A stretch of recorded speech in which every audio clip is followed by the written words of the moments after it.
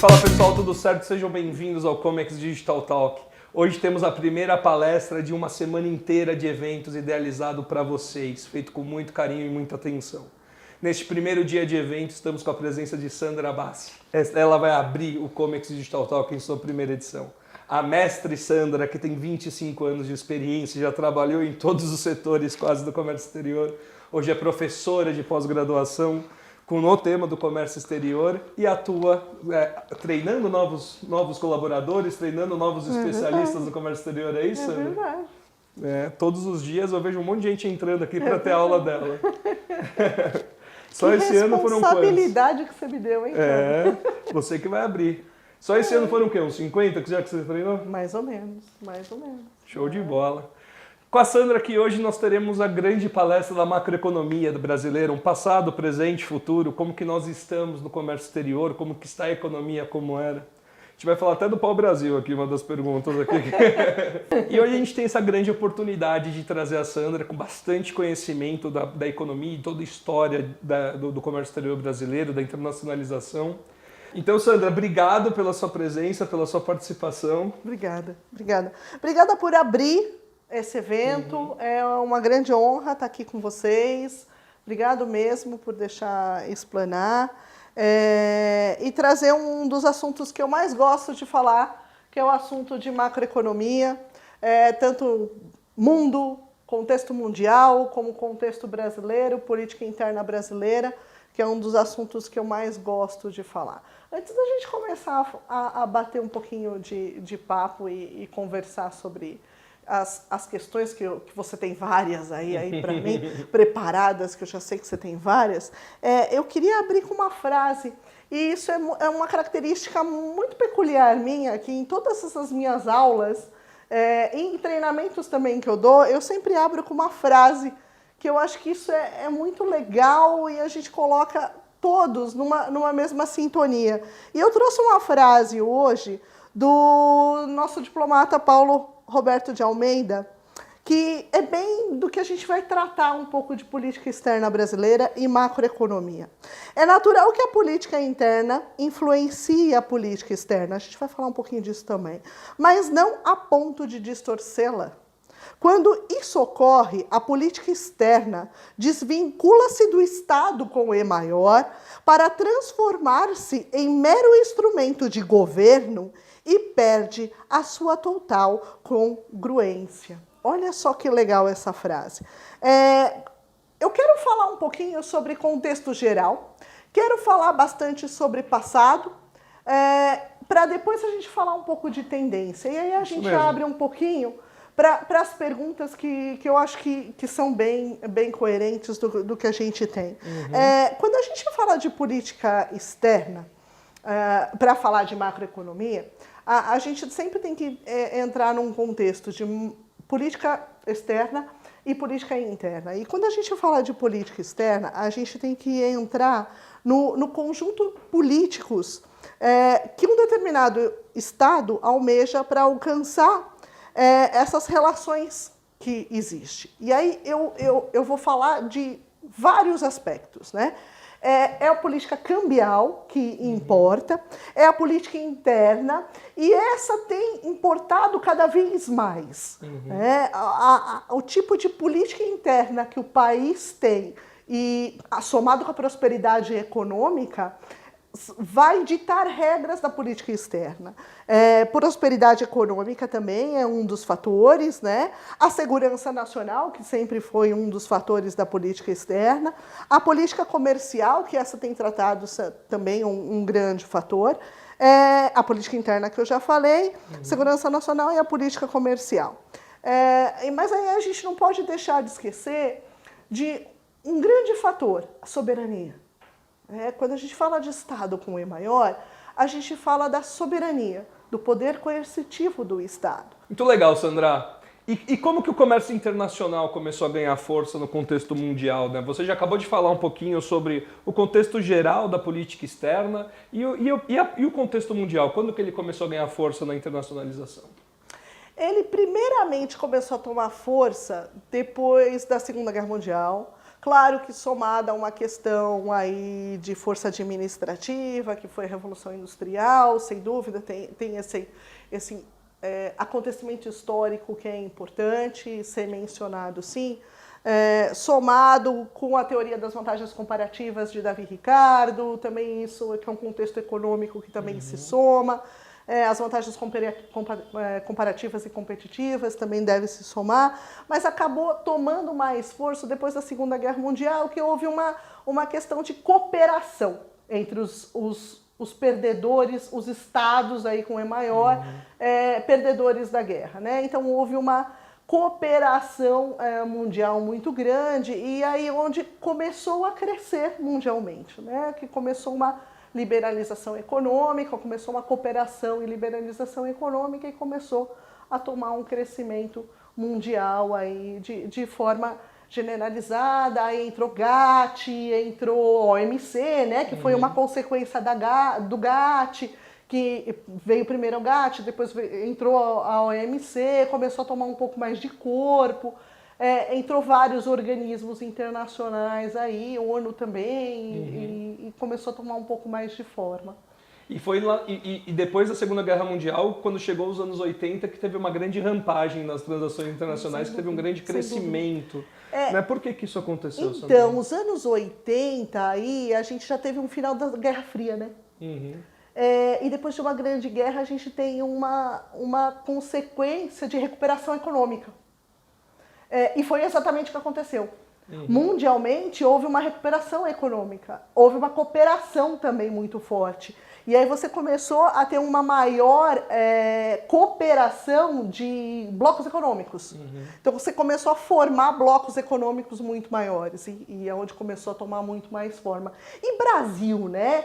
O que o Brasil estava acontecendo nos anos 80 no Brasil? A gente estava vivendo ditadura. Sim. A gente vai falar também um pouquinho de Brasil aí, de histórico, mas é só para vocês fazerem um comparativo, né? Mundial e Brasil. O que estava acontecendo no mundo e o que estava acontecendo no Brasil. E foi nos anos 80 que começou a ter muito acordo bilateral entre os países, começou a ter um crescimento desses acordos. Mundial, né? Mundial. Não Brasil, mundial. Mundial começou porque começou uma grande cooperação. Uma cooperação muito grande. E talvez seja por isso que o Brasil tem tão poucos acordos bilaterais, né? Você pega o Chile, por exemplo, com quase 35 acordos e o Brasil não tem nem 10. Tem sentido, sim. Tem sentido, sim. E me fala uma coisa, vamos falar agora do Brasil, né? Como começou. E todo mundo sabe que o Brasil, a primeira exportação do Brasil foi lá do pau-brasil, né? Quando fomos forçados a exportar nossas riquezas. E de lá para cá, o que mudou no Brasil? O que a gente avançou? O que nós evoluímos? Para falar o que a gente evoluiu, eu preciso falar de um histórico. A gente teve um histórico de colônia, né, de exploração de colônia. Depois, o Brasil, né, como país, viveu ditadura. Depois, século XIX, a gente começou nossa grande parceria. Século XIX, a gente foi atrás de uma parceria chamada Estados Unidos.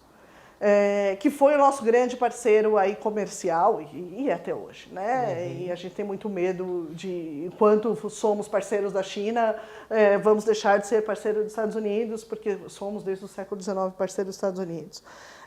E isso começou a tomar uma certa forma em termos de política comercial, né? De política externa comercial. E aí o que aconteceu com o Brasil? Ele começou a passar por processos inflacionários gigantes e desenfreados. Ele se perdeu numa política interna durante 30 anos. Aí, né? Tanto que eu falo que durante 20 anos nós estamos perdidos no tempo. Estamos perdidos aí 20 anos, porque nós ficamos aí... Não que nós somos o único país perdidos num processo inflacionário no passado, não. Tem outros países também. Mas a gente ficou muito tempo patinando em processo inflacionário, até que chegamos no plano real, onde houve uma estabilidade, onde houve um plano de estabilização fiscal, um tripé que aconteceu, toda uma política... Época áurea do dólar 1 para 1. que foi uma das premissas, né, do Plano Real. E aí começou a tomar uma outra proporção. Isso em termos de política interna monetária. E foi um dos grandes passos que o Brasil tomou, mas não em questão de consumo, né? Uma questão monetária é uma questão. Foi quando o Brasil começou a realmente importar? Foi ali, a partir do Plano Real, foi quando a gente teve a grande guinada? Não, foi um pouco antes, né? Foi na década de 90, foi no Plano Collor, foi um pouco antes do Plano Real. O Plano Real foi em 94, o Collor trouxe isso, trouxe a abertura comercial aí para importação. Foi uma das únicas coisas que acho que o Plano Collor trouxe. O e governo foi importante para o país naquele momento? Sem dúvida. A gente tinha ainda somos muito fechados na importação. Tem outros países mundiais que sim trabalham com a liberalização econômica muito maior do que nós. Austrália, poderia citar outros países aqui, mas estamos avançando, sim. Não acho que a passos do que poderíamos, mas estamos avançando. Se a gente pega ali desde a década de 90, eu vou chegar até 2008, 2014 nessa historinha que eu vou contar. Então o Collor abriu, chegou o Plano Real, as empresas começaram a importar bastante. Vou falar um pouquinho da importação, né? Muita empresa entrou no mercado de importação, venda das mercadorias importadas, teve um crescimento gigantesco de outros segmentos, como desembaraço aduaneiro, agenciamento de carga, teve um crescimento gigantesco aí da prestação de serviço no comércio exterior. E chegou 2008, uma primeira grande crise. Sim. Antes é importante a gente entender um outro contexto histórico. Da década de 60, a gente vivia a substituição de importação aqui no Brasil. Nós éramos bons, muito bons, em tudo que fazíamos, né? Então, nós não precisávamos importar nada, porque o que importávamos, nós éramos suficientemente bons para ter aqui no mercado local. E isso tem culturalmente, no comércio exterior, é muito importante, porque isso tem raízes culturais, vamos se dizer, economicamente culturais até hoje. Isso traz consequências em falta de pesquisa e desenvolvimento, em falta de tecnologia, na importação até hoje. Sim. Até hoje. Talvez é por isso que o nosso mercado de comércio exterior é tão burocrático. Ainda seja né? Muito novo. Ainda é. Deixa eu só concluir. O que aconteceu depois? Né? Aí a gente teve um plano de estabilização monetária, a gente teve um plano de estabilização econômica, que acabou tendo uma recuperação. E aí a gente chama de plano social. Né? O governo Lula, a gente economicamente chama muito de um plano social. Aconteceu muita socialização dentro do país e que acabou tendendo a um desequilíbrio muito grande econômico e tendemos de novo a uma recessão interna. O que aconteceu em 2014 e 2016 foi pura e simplesmente uma recessão econômica interna. Isso mesmo. 2008, que você mencionou 2008 foi uma crise mundial. Exato. Né? Foi uma crise causada pelos Estados Unidos, que teve praticamente um crash aí mundial, que afetou, claro, o fluxo de capitais aqui no Brasil. Mas 2014 e 2016 não foi mundial. Foi interno, foi uma recessão, foi um consumo que fez um crash gigantesco, um PIB que virou negativo. Que a gente luta para recuperar até hoje. E não vai recuperar tão cedo. Sim. E não vai recuperar tão cedo. Projeções econômicas... Depois de anos, a gente teve o primeiro crescimento agora, né? Foi divulgado 0,1. Foi medíocre. 0,1. E que vai ser medíocre. Desculpa, mas vai ser medíocre este ano, o ano que vem e o próximo. Mas pelo menos está crescendo. Não dá para recuperar de uma crise que a gente teve. Inclusive tem um slide aí, depois vocês passam o slide aí na sequência, do que foi que aconteceu com o PIB. E quando a gente fala de PIB, é importante a gente mencionar duas questões que em política interna a gente esquece muitas vezes. Primeiro é o consumo. Que o consumo é importante. A gente acha que só saldo da balança comercial é importante, mas não é. Não é. O consumo interno é importante. E outro aspecto que é muito importante é poupança. É investimento que a gente chama. E o Brasil ele não tem o costume, o brasileiro ele não tem costume de poupar. Não porque ele é imediatista, não é por isso. Porque o americano também não é, né? Ele também tem um outro tipo de consumo. É uma outra cultura. É uma outra cultura. O americano, ele se preocupa com a aposentadoria dele, juntando de outra forma. Aqui é poupança. Aqui a gente Mas é vive o FGTS. Então poupança é investimento. Em economia, poupança é investimento. Então também é uma forma de investir. Também é uma forma de poupar. Isso mesmo. A gente não tem nem essa. Então são aspectos importantes que a gente não considera no PIB, no nosso, a gente só considera saldo da balança comercial e depois a gente não vê esses números baixarem. Eu tenho um comentário da balança comercial, mas antes eu preciso voltar em dois assuntos que eu falo para você. Tá bom. Você é empresa de comércio exterior, que depois de 2014, 2015 e 2016 continua de pé, parabéns. Primeira etapa é essa. O que nós tivemos de queda de empresas importadoras, principalmente nesses 2, 3 anos, foi absurdo. Acho que não foi só comércio exterior, não. Foram empresas... Diversas empresas. O principal afetado aí foi varejo. Sem dúvida, Com varejo. certeza.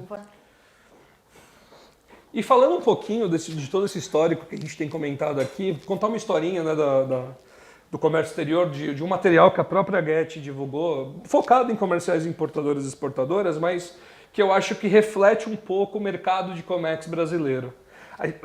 De 97 até 2005 teve um pico, né, de empresas crescendo, um crescimento substancial de empresas. Chegou em 2014, bateu quase 86 mil empresas importadoras.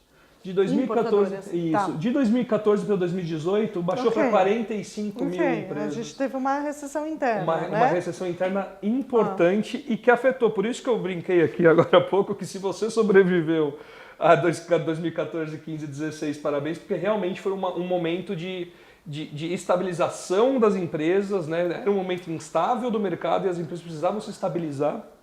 E algumas investiram em tecnologia, outras investiram em pessoas para manter, outras conseguiram manter seus clientes e focaram em algum segmento de mercado específico. E a gente viu uma queda. E agora a ideia é que volte a crescer. Você tem a mesma visão sobre isso, Sandra? Durante a recessão interna que a gente viveu no Brasil, o segmento que conseguiu se manter aí foi autopeças, foi agrobusiness, sem dúvida, porque a nossa pauta é exportadora e a gente contou com uma super safra aí, que a gente vai falar um pouquinho mais.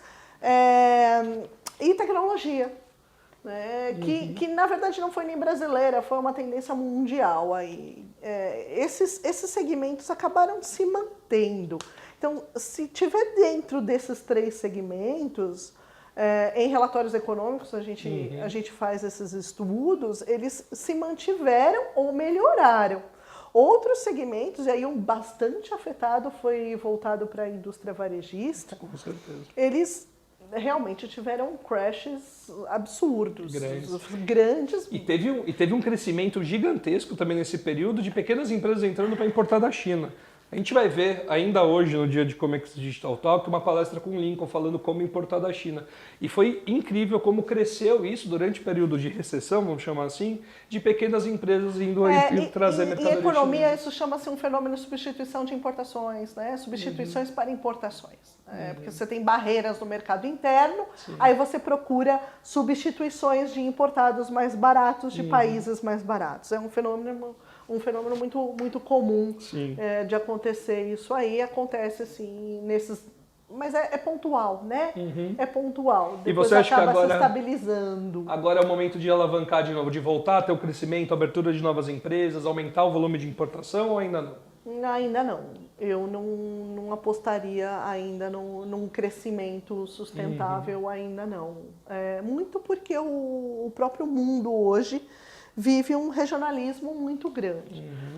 A gente teve cooperação, a gente teve a liberalização econômica, a gente teve blocos econômicos, e hoje a gente vive crash de acordos de blocos econômicos. O Brexit veio aí para mostrar isso mesmo. Tem acontecido muito acordos comerciais em paralelos. Sim. Entre países, não mais entre blocos. E isso é uma grande tendência de regionalismo. Então, se questiona, inclusive, qual é o verdadeiro papel da OMC, qual é o verdadeiro papel da ONU, qual é o verdadeiro papel da OMA, da Organização Mundial das Aduanas, que papel coercitivo de soft power aí eu estou falando, né? Tem eles de padronizar, de estandarizar, de influenciar na questão do comércio internacional, de fato. Sim, com certeza. E falando um pouquinho, já a gente falou bastante de importação, falar um pouquinho de exportação. O Brasil tem vivido um momento de superávit da balança comercial gigantesco. Eu vou dar uma opinião aqui, daí você vê se eu estou certo ou errado. Tá? Eu acho que é um superávit não porque as exportações aumentaram, mas é porque as importações elas estagnaram de uma forma bem importante. Sim. O superávit que a gente vive hoje, ele é porque realmente o momento da exportação é bom, é um momento de bastante safra de exportação, ou não? É porque realmente as importações estão acontecendo? Eu falaria de 2 anos para cá e esse ano. Né? De 2 anos para cá, a gente viveu uma super safra, que foi o que salvou muito a nossa recessão interna. A gente contou com a sorte de um preço de commodity, que somos bons na exportação de commodity, sempre fomos. Contamos com essa sorte para garantir o superávit da balança comercial. Isso o ano retrasado, o ano passado. Para este ano, pode perceber que o saldo da balança já não está tão positivo assim. Está positivo, claro, porque somos exportadores de minério de ferro, somos exportadores de commodities, de suco de laranja, de milho, commodities pura e simplesmente. Somos, sem dúvida, e o mundo pede isso. Mas, em contrapartida, na importação eu concordo contigo. Estagnamos sim, se não pioramos. Pioramos por quê? Porque não importamos tecnologia, não importamos máquinas em condições de trazermos tecnologia para o país. Bens de capitais e principalmente pesquisa e desenvolvimento. O país tem 0,8% de pesquisa e desenvolvimento. É muito pouco. Né? É muito pouco. Muito pouco.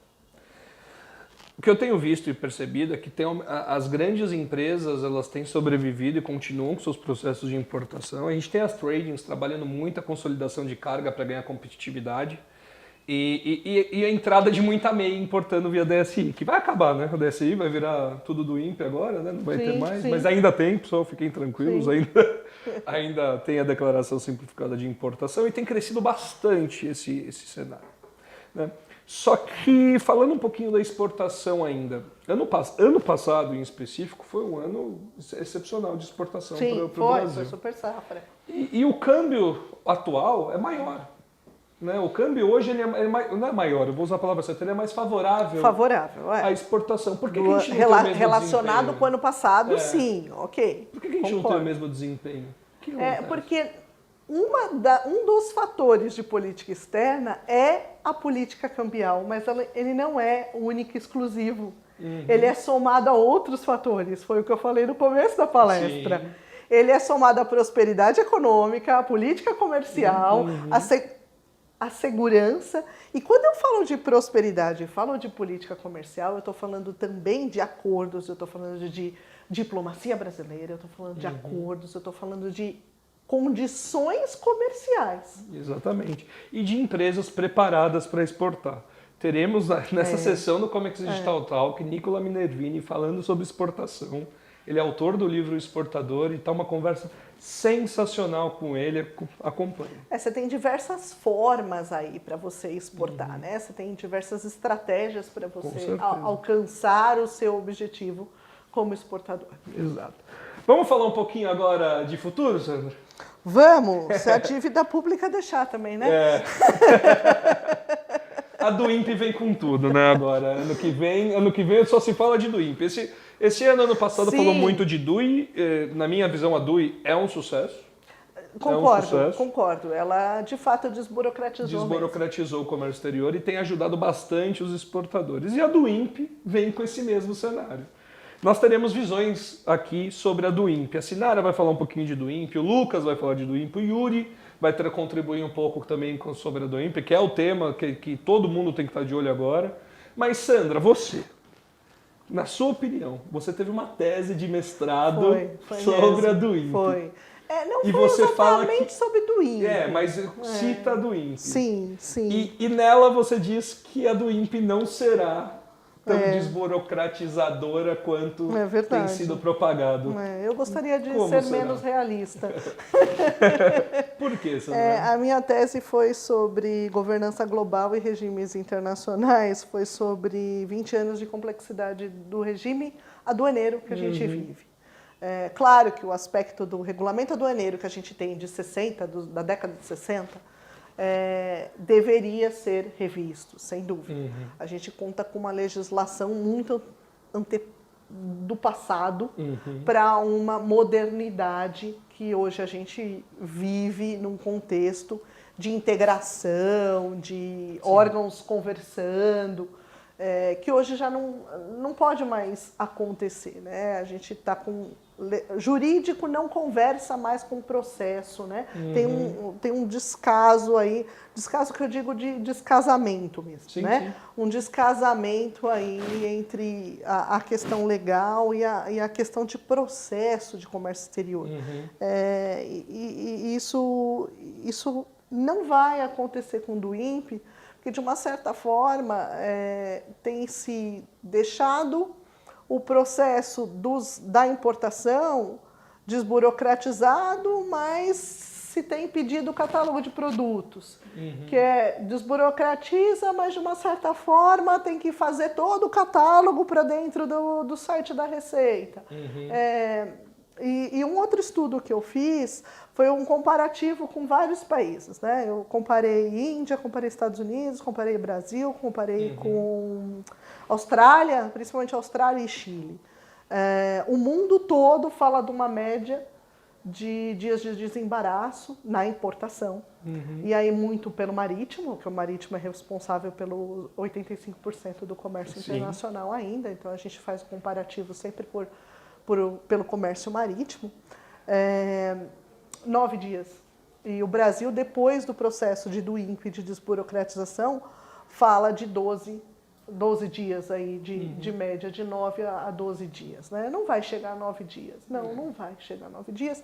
Mesmo conversando entre os órgãos anuentes aí de LI e mesmo com despacho sob águas, que vai acontecer. Não acredito. Vai melhorar? Vai melhorar. Ok, já estamos falando de uma melhora em termos de processo? Estamos. Mas muito aquém ainda do que o mundo tem feito.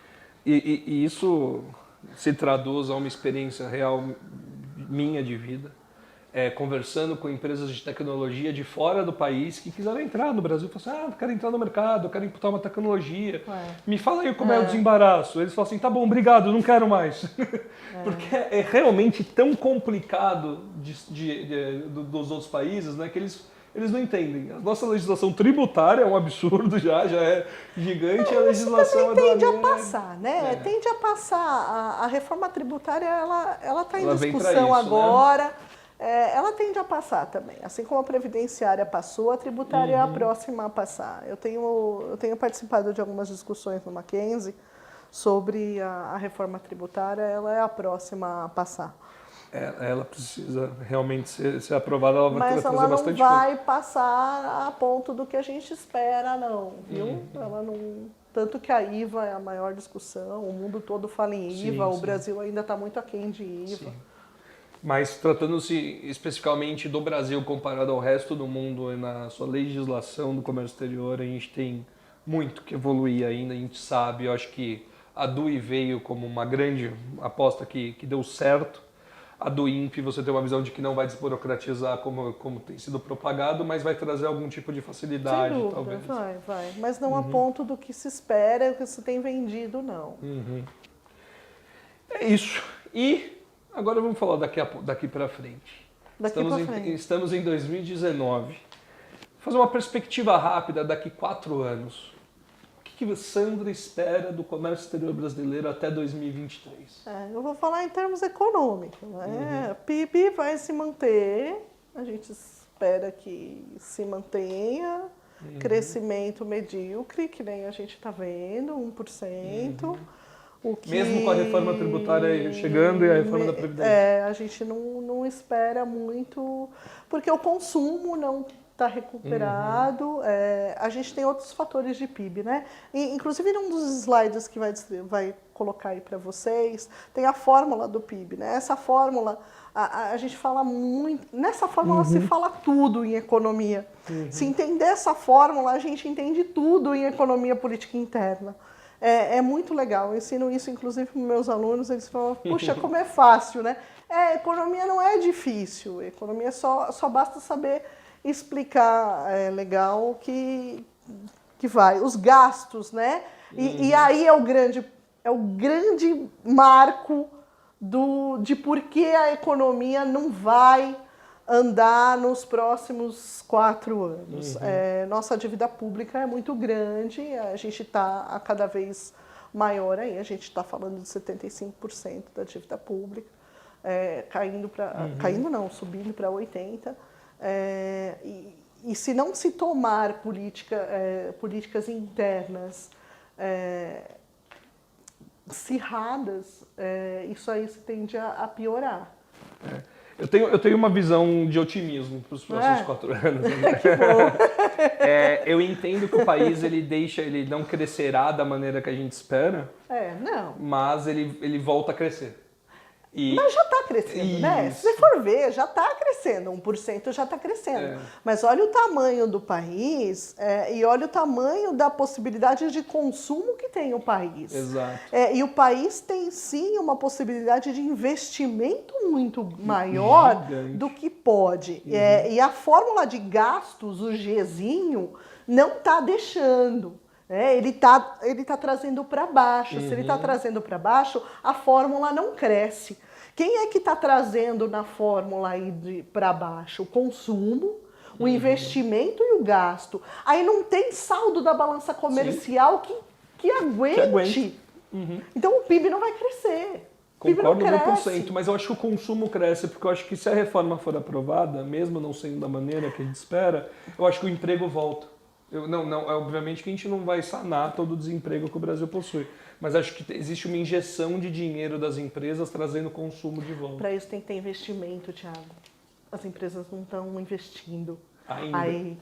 Aí a gente para na outra da formulazinha que é poupança, que poupança igual investimento.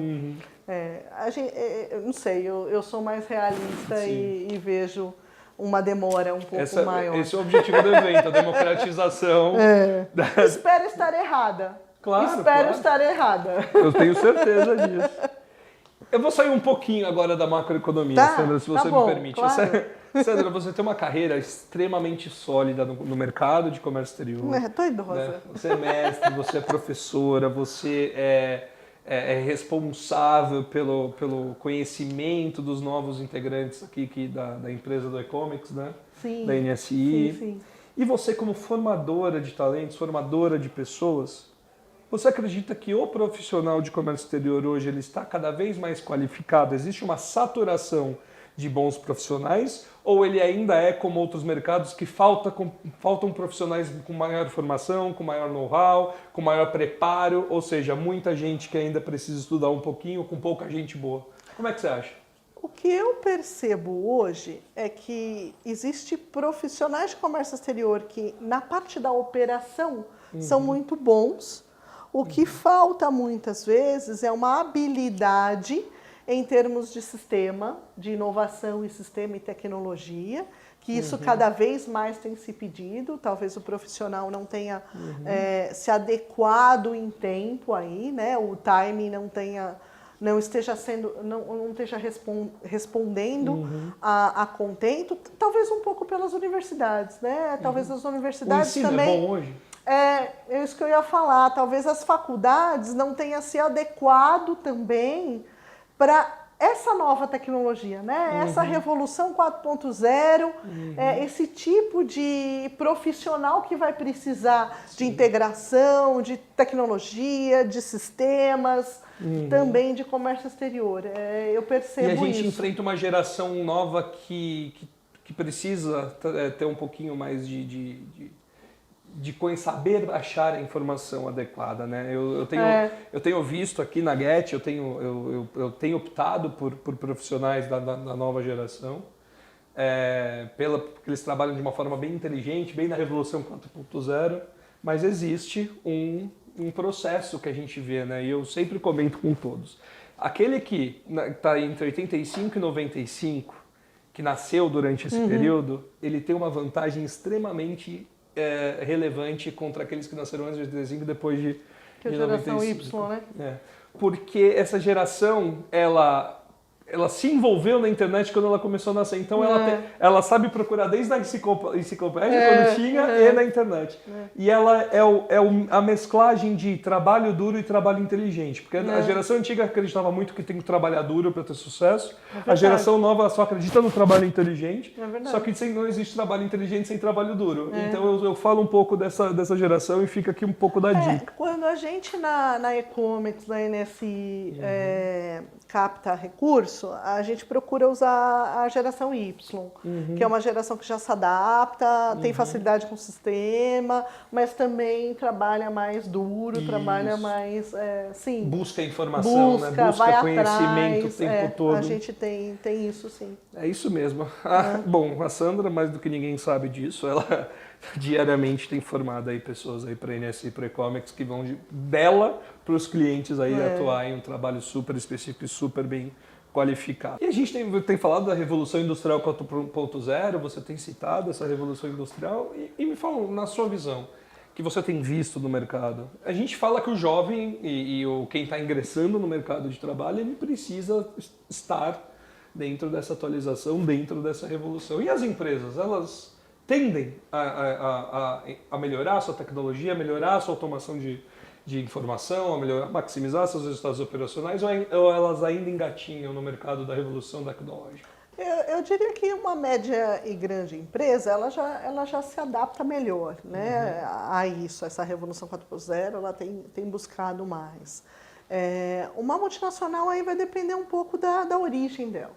Se ela for americana, ela já vai se adaptar um pouco mais. Se ela for europeia, vai demorar um pouquinho, mas também se adapta, vai depender um pouco da origem. Também tem outros aspectos aí que a gente tem que considerar, né? Tem uma revolução administrativa acontecendo, né? Sempre quando tem uma grande revolução em termos de comércio, em termos de economia, também tem uma revolução administrativa e está vindo. Essa mudança de mindset, essa mudança de métodos ágeis, toda essa tecnologia que está vindo, como é que vai acontecer isso no meu dia a dia, vou perder o emprego, não vou perder o emprego, não vai mais existir emprego. Isso também aconteceu na Revolução Industrial, também aconteceu na internet das coisas, e está acontecendo agora de novo. E eu acho uma grande bobagem achar que vai perder o emprego. Gente, fiquem tranquilos aqui. Com a tecnologia, não é que o profissional vai deixar de ser importante. Ele vai simplesmente fazer mais. Ele vai deixar de fazer aquilo que não traz resultado nem para ele, nem para a empresa, e vai começar a focar naquilo que realmente gera crescimento. Vai parar, por exemplo, de ficar digitando uma nota fiscal na mão ali, gastando 6 horas, por exemplo. É só isso. É o que eu falo às vezes em aula, né? é aquele que recebe a mercadoria. Então, ele só recebe a mercadoria, ele só aperta aquele botão. Então, hoje, ele não pode mais só apertar aquele botão, porque ele vai entrar num RP. Então, ele tem que entrar num sistema RP, ele tem que conhecer um pouco mais, ele tem que saber de onde vem a informação, para onde vai a informação.